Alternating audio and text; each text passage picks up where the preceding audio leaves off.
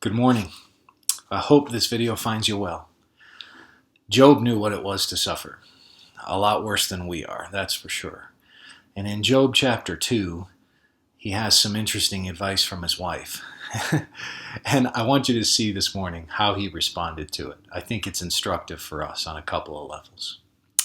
Job chapter 2, verse 9. Then his wife said to him, "Do you still hold fast your integrity? Curse God and die." That's a good woman, right? Great encouragement for Job. But he said to her, "You speak as one of the foolish women would speak. Shall we receive good from God, and shall we not receive evil?"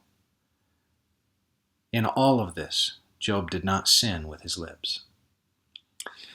Job had suffered loss of possessions. Job had suffered the loss of his servants, which meant his economic standing was decimated. Job had suffered the loss of his children.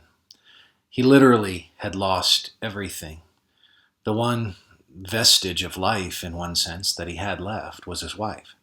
And his wife's advice was to curse God and die. Job's response is instructive for us because Job gives her both a theological correction, but he shows how it practically imports as well into our lives. He asks the question, should we receive good from God and not ra'ah, evil or injury or disaster or misery? In other words, should we take life and only credit God when it's all good? Or should we recognize that God is sovereign, that God is at work in our lives, even in the midst of difficulty? And there sits Job in a posture of ancient mourning, with his wife heaping upon him, reminding him of how awful the situation is. And her response is, it's time to blame God. And Job says, no, we're not going to do that.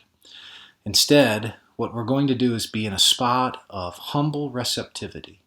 We're going to keep our equilibrium about us, and we're going to receive from God and process what God would have us in this time. And the Bible notes that in all of this, Job did not sin with his lips.